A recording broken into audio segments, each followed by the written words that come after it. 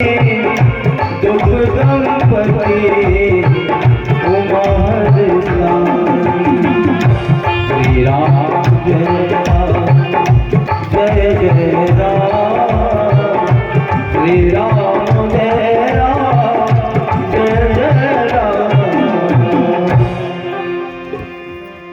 नारद जी के वचन सुनकर के माता पिता दुखी हो जाते हैं, आंसू बहाने लगे।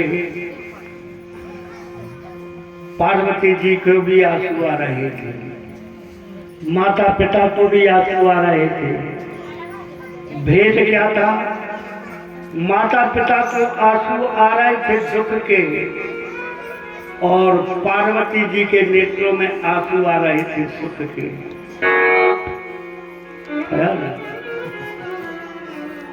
क्यों? क्योंकि पार्वती जी ने जब ये जो लक्षण बताए गए थे तो समझ गए कि इसका मतलब है कि मुझे भगवान शिव ही पति के रूप में प्राप्त होने वाले हैं, क्योंकि जितने लक्षण बताए ये हमारे प्राणनाथ भगवान शिव के ही लक्षण हैं। इसलिए आंसू तो आ रहे थे पार्वती जी को, लेकिन सुख के आंसू आ रहे थे। देखो, आंसू दो प्रकार के होते हैं। दुख के आंसू जो निकलते हैं वो गर्म होते हैं, आप तो अनुभव कर लेना। दुख में जो आंसू निकलते हैं वो गर्म होते हैं, और सुख में जो आंसू निकलते हैं वो ठंडे होते हैं। किसी के प्रेम के कारण भी आंसू निकलते हैं तो आप अनुभव कहना करके देख लेना, वो आंसू तो सुख में भी आते हैं, प्रेम में भी बहते हैं, लेकिन सुख के आंसू ठंडे होते हैं और दुख के आंसू गर्म निकलते हैं। माता पिता को जो आंसू निकल रहे थे वो गर्म आंसू थे, लेकिन पार्वती जी के नेत्रों से जो आंसू निकल रहे थे वो प्रेम के आंसू थे।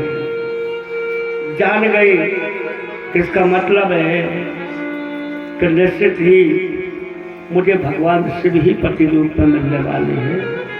और उनको सती के समय की बात याद आ गई, पार्वती जी को पिछले जन्म की बात याद आई कि जब दक्ष प्रजापति के यहाँ पर भगवान शिव जी के साथ सती जी का विवाह हो रहा था, तो जब भावरों का समय आया तो पंडित जी आज भी पूछते हैं, तो परंपरा है अपने यहाँ, 3 पीढ़ी का नाम, 3 खेरों का नाम पूछा जाता है। प्रथम खेरों, भैया कहाँ तुम्हारे खेरे हैं? फिर बर के पूछा जाता कि इनके पिताजी को नाम का, पिताजी के पिताजी को नाम का, पिताजी के पूछा जाता, आज ही पूछा जाता। तो जो पंडित जी थे, सती के साथ विवाह हो रहा था, तो पंडित जी ने पूछा कि चलो भावना बाद में पड़ेगी, पहले बताओ दूल्हा के पिता को नाम का है। और भगवान शंकर जी तो अविनाशी, इनके माता पिता है ही नहीं है। तो अब कहा कि बताओ आपके पिताजी का नाम क्या है? शंकर जी से पूछा। अब शंकर जी कौन को बताएंगे, तो माता पिता ही ना है। तो अब नारद जी भी थे, नारद जी ने विचार करो गड़बड़ होते, अगर पंडित जी 1-2 बेर और पूछे तो कहते तो भैया नहीं करवा रहा, जाओ हम चलिए। तो नारद जी आए और भगवान शंकर जी से कहा कि सुनो। बोले हाँ, क्या बात है? अरे बोले मुझे पंडित जी कह रहा पिताजी को नाम बताओ, हमारे माता पिता है ही नहीं, हम कौन को बता। तो नारद जी ने कहा सुनो, भाव न परे आगे की बात बने। अरे ब्रह्मा जी से सृष्टि के विधाता है, वो कह दो कि हमारे पिताजी ब्रह्मा जी है।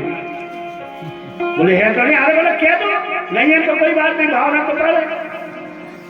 तो नारद जी की बात मान के बोले बोलो पिताजी का नाम। तो भगवान ने विचार के है तो नहीं है, मैंने तो तुम कह रहा तो हमारे पिता ब्रह्मा। अब क्या दें, फुर्सत ही नहीं हो पा। और पंडित जी ने कहा पिताजी के पिताजी को बताओ। भगवान ने कहा एक शिव जी से दूसरी समस्या, जब पिता ही नहीं है तो पिताजी के पिताजी कहाँ से आए? फिर नारद जी आए, नारद जी ने कहा क्या बात है? बोले बता रहे पंडित जी से बरगा। अब कह रहा पिताजी के पिताजी कौन को बता दें, माँ के पिता नहीं है कोई। अरे बोले विष्णु जी को कह दो बात मिट जाए। तो उन्होंने कह रही ठीक है, हमारे पिताजी ब्रह्मा जी, पिताजी के पिताजी विष्णु जी, और जाके नारद जी बैठा ही नहीं पाया और कह रही परदादा को नाम और बताओ। भगवान भोले बाबा ने विचार करी तो पंडित पीछे ही पड़ गए। तो भगवान शिव जी को गुस्सा आए तो खड़े हो गए, बोले सुनो, बोले हाँ हमारे पिताजी ब्रह्मा जी, पिताजी के पिताजी विष्णु जी और 2 जनों के पिता हम, कन्या में आओ न जाएगा। मर्द में ही ना तो आंसू तो आ रहे थे सती के नेत्रों से भी, लेकिन सती के नेत्रों से जो आंसू आ रहे थे वो प्रेम के आ रहे थे।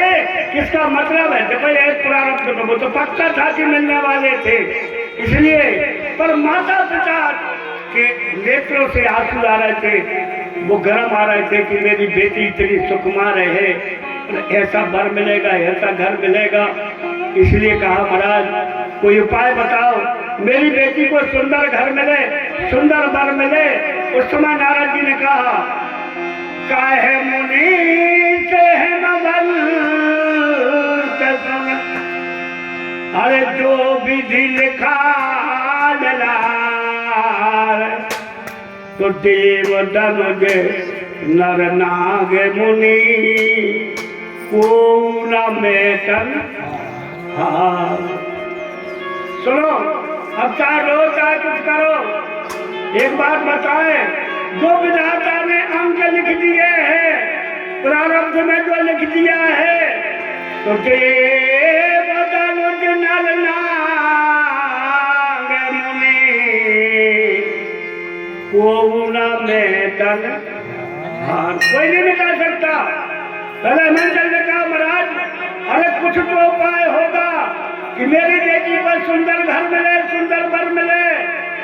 उस समय नारद जी ने कहा वैसे है तो कठिन काम प्रारब्ध को मिटाना, लेकिन यदि आदमी प्रयास करे तो अपने प्रारब्ध को पलट भी सकता है।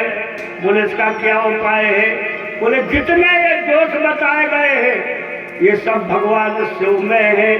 यदि तुम्हारी बेटी भगवान शिव का तपस्या करे और भगवान शिव के मन को मोह ले, भगवान शिव के मन पर मोह ले, और यदि भगवान शिव विवाह करा ले तुम्हारी बेटी से तो सारे अमंगल मंगल में परिणत हो सकते हैं, और कोई उपाय नहीं है। तो बोले इसके लिए क्या करना पड़ेगा? अरे जो पुकारे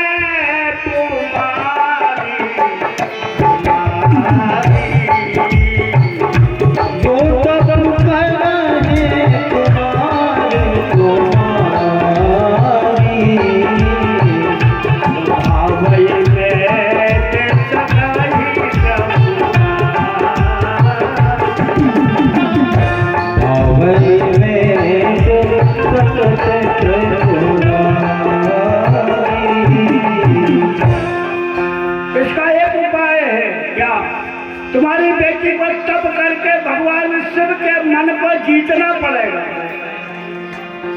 और यदि भगवान शिव को प्रसन्न कर लिया और भगवान शिव के साथ विवाह हो जाएगा तो ये सारे अमंगल मंगल में परिणत हो जाएंगे। अब देखो यही नारद जी पहले क्या कह रहे हैं, कितना है मुनि से है